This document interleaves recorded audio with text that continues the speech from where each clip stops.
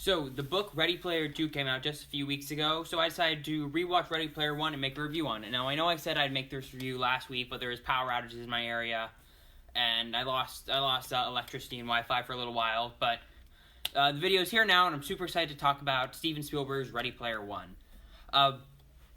Base kind of description, this will have spoilers. I'll try not to go too deep into spoilers or anything. So kind of like minor to mid-level spoilers, but anyway, the kind of plot overall is, in the year 2045, everyone in the world is kind of obsessed with this like virtual reality thing called the Oasis, where people spend most of their days. The future's kind of dystopian, and the creator of the Oasis died, but he left behind a little message saying that if someone can find 3 secret keys to unlock a secret Easter egg in the Oasis, they'll inherit the entire thing along with his whole fortune. And it's about like the main character, Wade Watts, and his friend is trying to get to the Easter egg and save the Oasis before an evil corporation can take over. So that's the base summary, and right on to the review. With the negatives, I don't have that many negatives, but I have 2 very major ones. The first one being the characters Daito and Shoto from the book. They felt way more underutilized in the movie.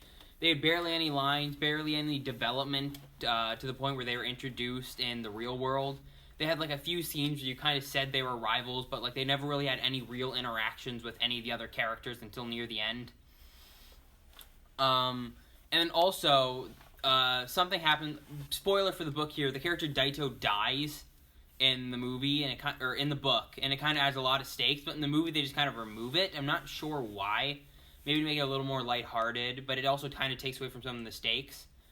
Another issue I have is the challenges just seem too easy for them to have gone sitting for 5 years with no one being able to solve it. Like, for example, the first challenge, the trick to beating this race where the key's at the end is to drive backwards and you'll go through a secret tunnel. But you're telling me no one in 5 years found that when the creator of the game literally left behind a video message of him staring directly at the camera and saying, "I wish we could just go back in life, like really, really fast in reverse."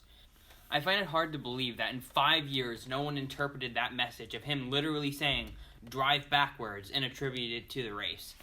And then the second challenge, that one seemed definitely kind of puzzling but not too difficult to solve, so I feel like they did good with that. Then the third challenge, they never even really showed us them solving it. They just kind of had our heroes do some side stuff, and they were like, "Oh, by the way, the bad guys solved it." And that was a little annoying.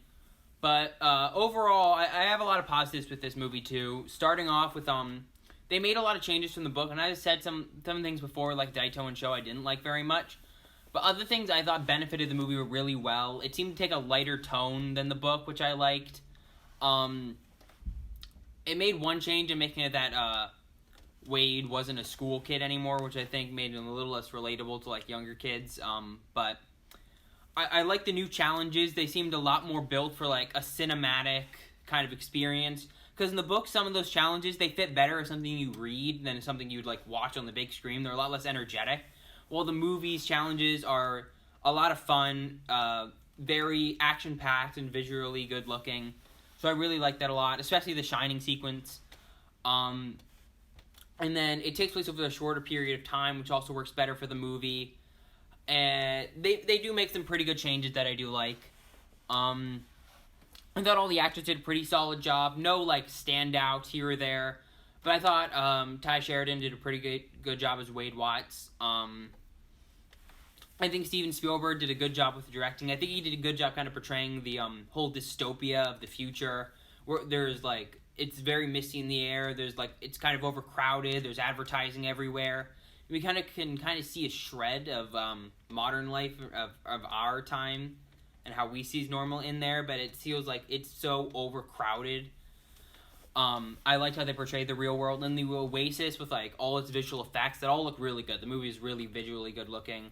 A lot of the action sequences are great, and they pack the movie with a whole lot of nostalgia, and it does at times feel a little forced in your face, but honestly, I really liked all the nostalgia, with sometimes little music cues. Like, I think references done right is something called the Zemeckis Cube, where it's like a little Rubik's Cube, you throw it, it takes you back in time a little bit while playing the Back to the Future theme.